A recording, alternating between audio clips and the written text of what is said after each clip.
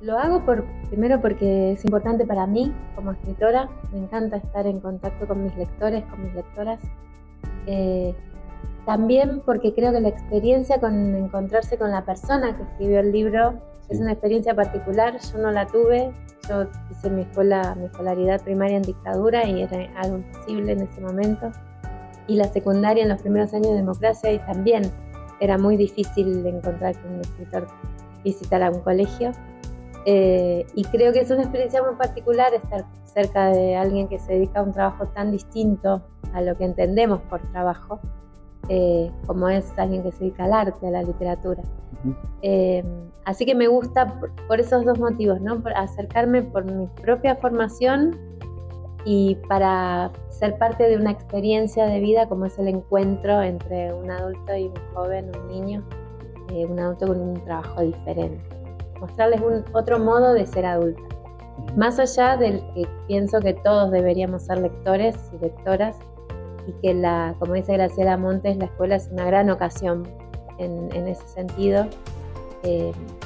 También la escuela en democracia es una gran ocasión porque cada maestra, cada maestro, cada profesor puede elegir, de acuerdo al grupo que le toca, qué libros pueden ser los que generen debate, los que generen una toma de postura, los que generen un movimiento, una inquietud, ¿no? Así que bueno, me parece fundamental la lectura, sin duda, en nuestra formación como ciudadanos también. Tal cual. Bueno, recién le contabas a los chicos que habías empezado a leer desde muy chica. Sí. ¿Cómo te marcó eso a vos como escritora? De un modo completo, me atraviesa la lectura. Creo que es parte de mi identidad ser lectora, sin duda, sin duda. Por ser de una familia de mujeres lectoras y ver a mi bisabuela, mi abuela, mi madre leyendo diferentes libros y querer tener los propios, pero también porque la literatura en la infancia fue un gran refugio para mí. Yo tuve una infancia muy difícil, muy fea, llena de miedos, de violencia, por parte del terrorismo de Estado, de pérdida, y ahí estaban los libros para ofrecer la historia que contaban, ¿no? Una y otra vez la historia que contaban, sin que nada se perdiera, sin que nada faltara, abrazándome en cada vez que la leía, en cada lectura. Hice muchísimo esos libros que pude sostener, que pude llevarme de casa en casa, que pude recuperar y sostener en la vida, digamos. Los tengo todavía, están todos rotos, algunos con dibujos de cuando yo era chica, intervenidos, y son libros que al objeto lo quiero. Claro, son como un tesoro. Sí, son como los juguetes, digamos, ¿no? Esos objetos queridos de la infancia. Y bueno, y además a las autoras que hoy puedo reconocer que están detrás de esos textos que yo leí. Paula, ¿y en qué medida crees que te marcó como escritora haber atravesado lo que atravesaste en tu infancia? Lo que contaste recién, el tema de la dictadura, el tema de la persecución. ¿En qué medida crees que marcó tu literatura el hecho que viviste? Creo que las personas que escribimos hemos pasado por situaciones de pérdidas o situaciones de incertidumbre sobre todo. Y en ese sentido, esa infancia perdida, ¿no? Pero sobre todo las preguntas acerca de dónde estaba mi padre, qué le había sucedido, si lo iba a encontrar alguna vez, si me iba a enterar alguna vez de lo que pasó. El hecho de poder vivir cómoda en la incertidumbre por necesidad, por adaptación, en primer momento no me importa mucho. Y pido perdón por eso si hace falta, ¿no? Pero no pienso mucho en el lector en un primer momento. Me gana la historia. Me ganan las ganas de contar eso que tengo ganas de contar. Además, porque nunca sé si voy a lograr ser publicado. Es muy complejo lograr una publicación cada vez más en la medida en que la crisis económica avanza y los planes editoriales se tienen que achicar. Entonces, uno nunca sabe si eso que uno escribió va a ser publicado. Puede tener algún tipo de certeza, de, no sé, probabilidad, ¿no? Como bueno.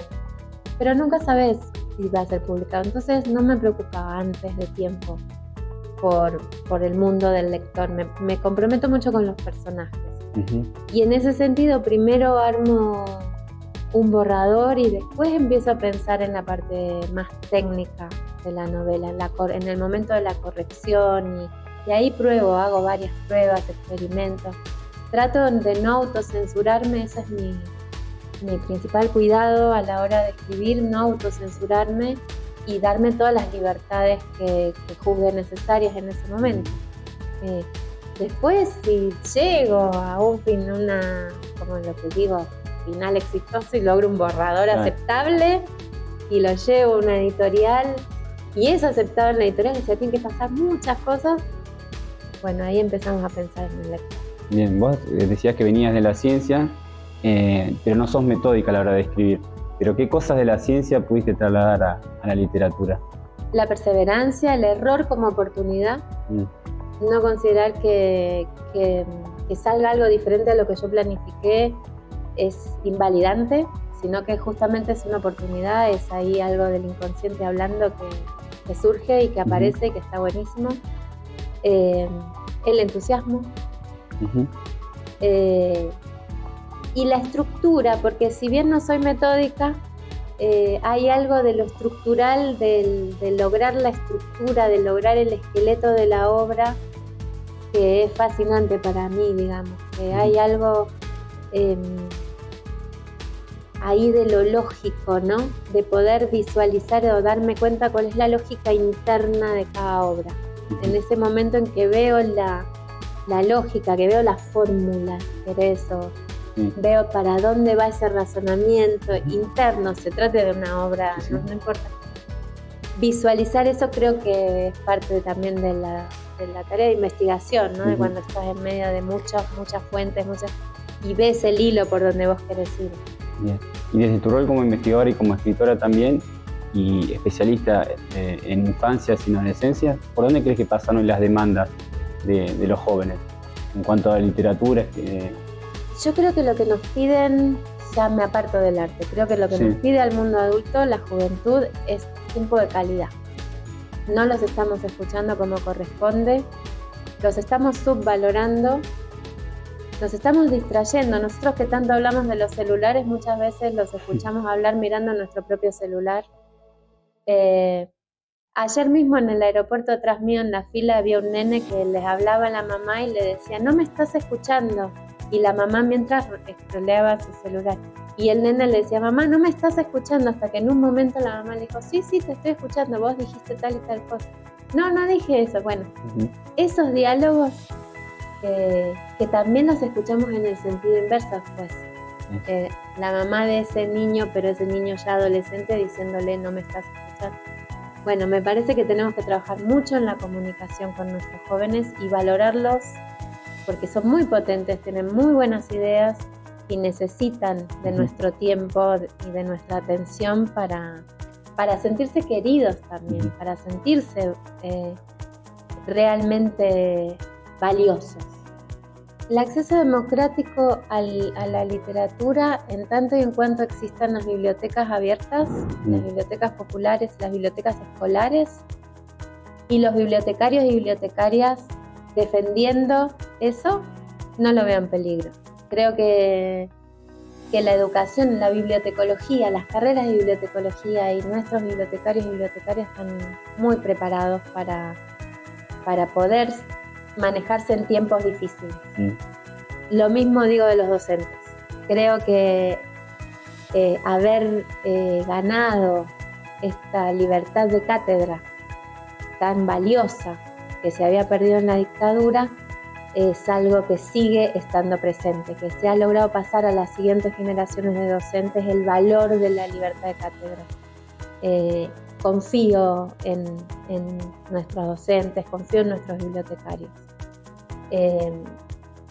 Yo voy a seguir hablando y voy a seguir escribiendo. Ya te digo, la censura que me preocupa es la autocensura y trato de que no me suceda.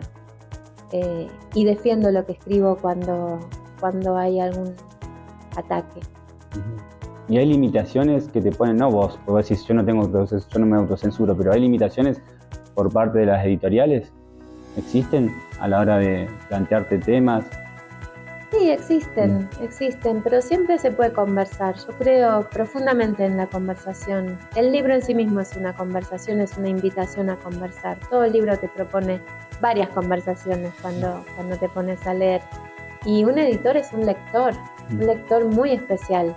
Entonces existen múltiples maneras de solucionar esas situaciones y esos temores que son comprensibles porque pensá que de la industria editorial viven miles de familias que necesitan llevar también dinero a sus casas para vivir sus vidas.